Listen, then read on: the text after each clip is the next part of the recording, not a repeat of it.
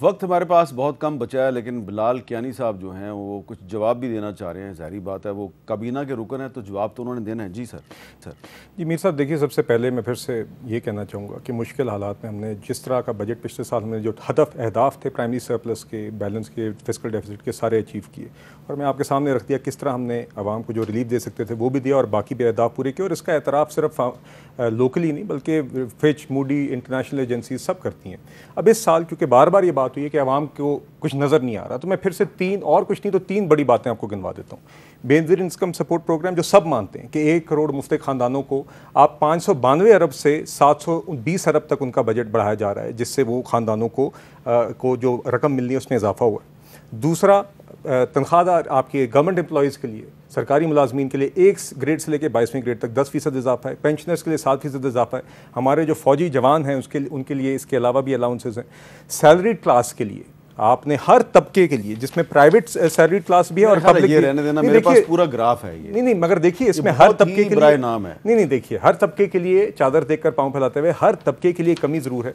मगर मैं एक बात और ज़रूर कहना चाहूँगा मीर साहब, जिसका जिक्र अभी तक नहीं हुआ, कि हमने अब अपनी जो कंस्ट्रक्शन सेक्टर है उसको भी चलाने के लिए, और ये स्पेकुलेटिव रियल एस्टेट नहीं, कंस्ट्रक्शन सेक्टर अमली तौर पे और ख़ास तौर पे फर्स्ट टाइम जो बायर्स हैं, जो आपके 10 मरले के प्लॉट खरीदने वाले हैं, जिन लोगों ने घर बनाना होता है, या 2000 स्क्वायर फुट के प्लॉट। अब मैं सिर्फ उसकी आपको एक मिसाल देता हूँ कि वो जो भी अगर कर्जा लेकर मॉर्गेज लेते हैं उसके ऊपर उनको टैक्स क्रेडिट मिलेगा। सिर्फ एक मिसाल है। बाकी फेडरल एक्साइज ड्यूटी ख़रीदारी के ऊपर उसका खात्मा कर दिया गया है।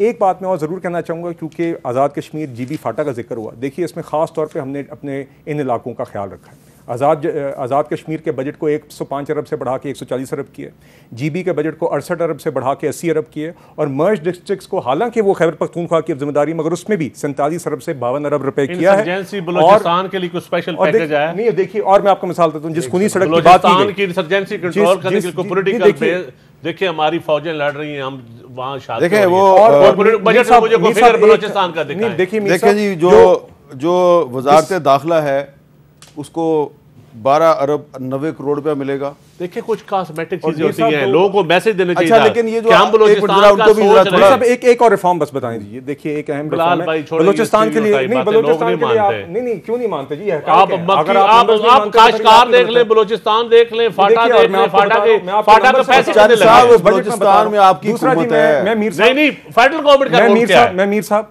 चंद साहब भाई हैं, मगर मैं पीपल्स पार्टी के साथ का बड़ा मशहूर हूं। इनके सीनियर सतह पे लोगों को शामिल रखा गया है, पहले भी मुशावरत में और आगे भी स्टैंडिंग कमेटीज में शामिल रहेंगे।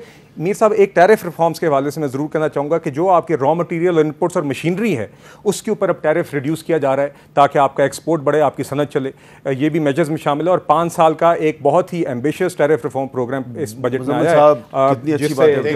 कुछ तो तारीफ कर देना। भाई को करेक्ट कर दूं, जो फाटा की जिम्मेदारी उस वक्त हमारे पास होगी जब NFC में आप हमारा शेयर दे देंगे। अभी तक वफाक ने खुद रखा है और इस साल भी हमारे वफाक तो कहता है जी कि हमारा सारा पैसा सूबे खा गए। वाकई में पंजाब, और मैं आपको अभी बताता हूं कि 1000 अरब की जो ADP है बलूचिस्तान का पूछ रहे थे, सबसे ज्यादा पैसे बलूचिस्तान के लिए रखे गए 120 अरब रुपए। अच्छा। दूसरे नंबर पे रखे गए सिंध के लिए 65 अरब रुपए। तीसरे नंबर पे रखे गए पंजाब के लिए 15 अरब रुपए और KP के लिए रखे गए 55 करोड़ रुपए। 55 करोड़ रुपए सिर्फ? जी माशाल्लाह से।